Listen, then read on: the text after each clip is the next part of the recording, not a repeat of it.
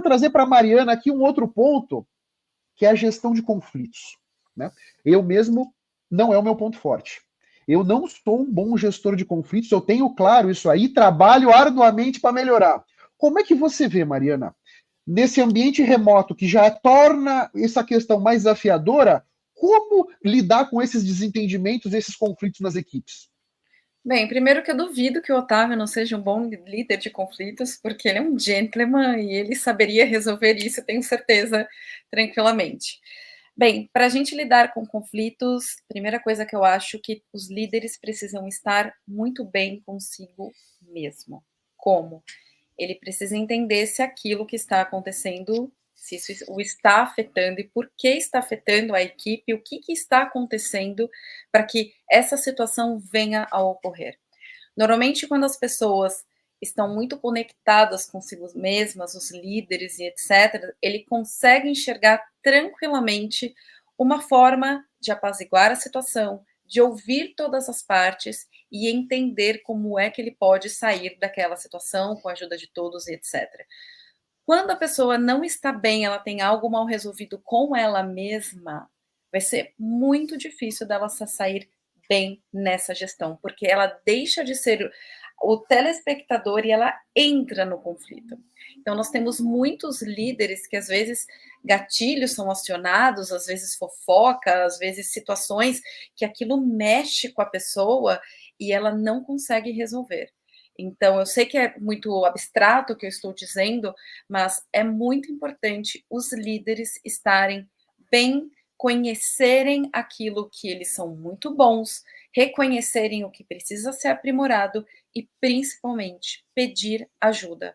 Às vezes, aquele tema, ele bate na gente de um jeito que você fica cego, que aquilo te atinge, você não consegue encontrar uma saída.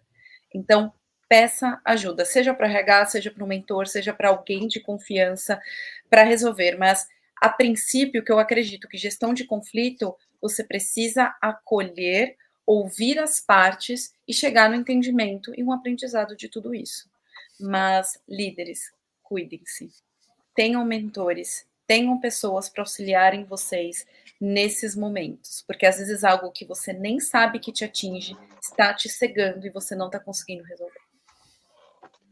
Muito interessante. Acolhimento, hein? Ótima palavra. Paulo, e você, meu caro? Como é que você aí nesse mundo do jurídico vai administrando esses conflitos aí, aparando essas arestas? Conta para nós. Na realidade, quando é do jurídico já deu ruim, né? Então não tem muito conflito para administrar, já virou conflito. Mas brincadeiras à parte, nosso mundo jurídico hoje em dia cada vez mais está se aperfeiçoando em evitar que o conflito ocorra, né? Existem muitos especialistas e muitas pessoas na nossa, na nossa no nosso setor, na nossa área, que se especializam no pré-litígio, né? As pessoas, elas de alguma forma, elas trazem essa conduta conciliatória, de paz, para poder apaziguar a situação. Pessoas que, inclusive, têm capacitações muito específicas para isso, né? Mas o fato da vida é que, antes de entrar nessa parte de resolução de conflito, queria comentar o que a Vanessa falou em relação ao último tópico, né? Eu acho que o presencial tem o seu valor. E um desses valores é essa conexão, olho no olho, você saber como é que a pessoa está. Eu sei que, de alguma forma, e aí eu vivo isso, né? Porque o meu time, essencialmente, ele é híbrido, né? Está espalhado pelo Brasil inteiro, fica um núcleo em Curitiba, outro núcleo em São Paulo, eu estou no Rio de Janeiro, tem gente lá em Recife, e a gente naturalmente a gente faz check-in, faz as conexões no ambiente híbrido e não tem para onde correr. Essa frase que ela comentou, né, cara, como você tá, isso faz uma diferença absurda, mas não é um como você tá protocolar, igual a gente manda por mensagem, oi, tudo bem? E já começa a trazer um assunto. É um oi, tudo bem, verdadeiro, sabe? Genuíno, que você quer realmente saber como é que a pessoa tá, você pergunta como é que foi o final de semana, você busca criar o rapport. a conexão, né, e realmente ouvir do outro. Eu nunca vou esquecer uma frase, tá, eu sou praticamente formado, né, no jurídico da Souza Cruz, atual British American Tobacco. Eu tive um gestor lá que ele sempre me abordava no seguinte: como é que você tá, Paulo? Você tá feliz? Cara, aquilo ali entrava num looping na minha cabeça, tipo, era anos de terapia para responder essa frase. Cara, eu tô feliz hoje? Tô com saúde, tô empregado, graças a Deus a minha família não tá passando por nenhuma dificuldade que não seja de fácil resolução. Cara, eu tenho que estar feliz, a gente tem que tirar um pouco da cabeça essa loucura de inatingibilidade da felicidade, né? Porque a gente sempre tá no querer ser. Mas é uma pergunta que você faz para uma pessoa, iniciando até de forma remota a conexão, e como é que você está? Gasta uns 5 minutinhos, uns 10 minutinhos para poder criar essa conexão, esquentar e depois entrar no assunto. Isso faz uma diferença absurda. E aí, entrando no ambiente de resolução de conflito, né? Cara, a Mari entregou tudo. Eu não acredito em duas vidas, né? Vida pessoal e vida profissional. Naturalmente, a gente é uma pessoa só e impacta. Somos seres humanos, reflexos de emoções, histórias, sentimentos. Se eu tiver mal com a minha namorada, cara, eu vou estar down no trabalho. Se no ambiente do trabalho não está legal, isso vai refletir na minha vida pessoal. Querendo ou não, até compartilhei isso na segunda-feira, né? Os nossos gestores, a nossa liderança, ela tem um impacto significativo na nossa saúde mental, na saúde psicológica, maior do que os terapeutas e os psicólogos. Isso não sou eu que estou dizendo, isso é um estudo muito sério que foi feito, mais de 70%. Né? Então, para você resolver um conflito, a primeira coisa que você tem que estar bem é consigo mesmo. Segundo é começar pelo porquê. Por que isso aqui está acontecendo? Cara, será que isso aqui é tão importante a ponto da gente parar para poder aparar as arestas, né, e colocar cada um no seu quadrado e é maior do que o nosso objetivo? Tem que estar muito claro que a gente está aqui unido por um objetivo comum, a gente é do mesmo time. E eu sou área consultiva, né? Eu estou o tempo inteiro remediando conflitos porque é um mundo de pessoas que em algum momento não se atentou ao planejamento, organização e foco e me pede prioridade para analisar um contrato correndo. Quando eu, querendo ou não, eu tenho um nível de serviço, um SLA acordado, para eu poder atender bem a toda a organização com qualidade. Eu lido com muitos contratos, estou trazendo um exemplo aqui para vocês. Cara, eu preciso chegar para a pessoa e simplesmente conversar. Falar assim, cara, eu não consigo te atender hoje, porque se eu parar tudo para poder te atender agora, eu estou prejudicando as outras áreas que se organizaram. Dá transparência, dá o motivo e o contexto, porque né, nessa experiência de quase 10 anos, aí trazendo um exemplo técnico, né, já não funciona você chegar para a pessoa e falar assim, eu não consigo te atender agora porque o meu SLA, o meu nível de serviço é de 3 dias úteis. Não, tem que explicar o porquê. Né, e falar assim, cara, vamos chegar no meu termo, eu vou tentar dar uma flexibilizada aqui, te atender rápido, mas agora eu não vou parar tudo que eu estou fazendo para poder te atender. Né? Isso, inclusive, deixa a pessoa de forma consciente. Agora, tem aqueles amigos que todo mundo já vivenciou essa situação que vai escalando, né? Você diz não, aí a pessoa fala com o gestor, chega até o papa, né? E, cara, assim, eu acho que isso revela muito mais da pessoa do que de você, né? Aquele famoso mandar um e-mail copiando o gestor. Cara, assim, se você não tiver um bom alinhamento com o seu gestor antes, o conflito vai se instaurar ali, né? E você passou o recado para a pessoa. É porque ela não está querendo ler a resposta que não é a que ela quer. Então, assim, é conversa, gente, não tem outro jeito. É comunicação, é isso mesmo, Paulo. E Vanessa, como é que você enxerga isso? Como é que você vai toreando esses desafios e obstáculos que a vida coloca na nossa jornada? Olha, voltando ali para a gestão de conflito especificamente, eu acho assim, desafios, né, que são colocados, que a gente vai toreando, acho que é sempre uma questão da gente observar o cenário. Qual é o ponto, qual é a questão que eu preciso resolver. Falando especificamente de gestão de conflitos, eu tenho algo para mim que eu acho que se torna mais importante no remoto. É muito fácil a gente brincar do jogo da culpa no remoto.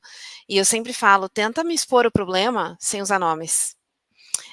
Qual que é a questão? Tem um ditado, gente, desculpa, o ditado ele existe em inglês, que é the only way out is through. O único jeito de você chegar do outro lado é passando por isso. Então, o único jeito de resolver um conflito é vivenciando o conflito. O conflito existe, não tapem o sol com a tranqueira da peneira. Existe um conflito. Não varre para debaixo do tapete. Poeira debaixo do tapete, uma hora vai virar um monte. Bota o conflito na mesa, bota a mesa na sala, senta para conversar. Me fala qual é o problema sem usar nome.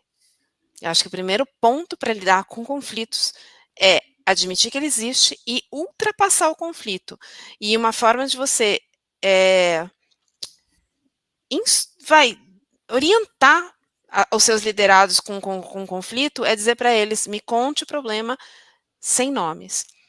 E junto com isso, me traga o que você acha que é a solução.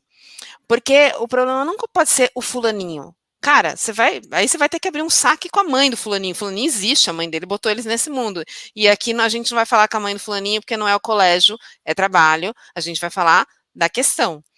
Por que essa questão é um problema? Então, o fulaninho não entregou. Então, o problema é, sem usar nome, tal coisa não foi entregue. Estava combinada a data de entrega? O Paulo falou de SLA. Os combinados são vida, gente. SLA é um super combinado. É 48 horas, são 3 dias. E você tinha que fazer o pedido com esta antecedência. Você não fez? Então, vamos lá. Então, o problema aqui é o pedido não foi feito a tempo. Porque conforme a gente vai nomeando ações, a gente vai entendendo onde é que está a questão, onde é que está a falta de processo, onde é que está a falta de combinado, e vai tirando o problema da pessoa. Então, um processo não foi seguido. O prazo não foi cumprido.